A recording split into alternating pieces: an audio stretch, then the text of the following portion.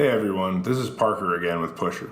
Today I'm going to walk through a really cool use case for the Pusher Channels product, which is a suite of real-time notification tools that integrate really easily with all kinds of technologies like node.js, Ruby, and Golang. I'm going to showcase a way of using a combination of the client and server-side libraries that Pusher provides to create two-way real-time communication. Right now, I'm going to explore the server-side libraries that Pusher Channels offers to trigger events to my channel.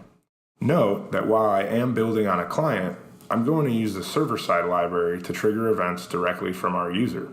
In the last tutorial, we created a Pusher Channels app called PusherBot. Here it is on the Channels dashboard.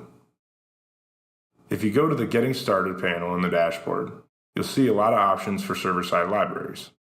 Here, I'm going to select Node.js and install it using Node Package Manager, or NPM, by typing npm install pusher right into my terminal.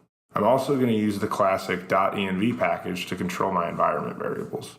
The pusher server requires a channels key, ID, secret, and cluster, which are all available on the app keys panel on the dashboard right here.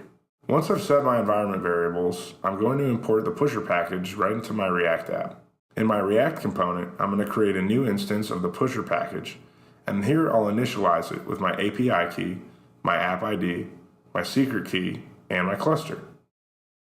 I'm using the package React Chat UI to create a simple chat interface. And right now, I'm going to apply an on-key press to the text input field from that chat and bind it to a function called handle key press. In handle key press, I'm going to trigger an event to my Pusher Channels app and update the state of my React app. All I have to do is call the trigger function on my channel, my event type, and pass in a message. Let's see this in action. I'm going to start my app and send it a message. There you go. If you go to the dashboard, you'll see that we're logging each triggered event. That's how to trigger events using Pusher server-side libraries. In the next tutorial, I'm going to use a combination of the client and server-side libraries Pusher provides to complete our app with responses from the PusherBot.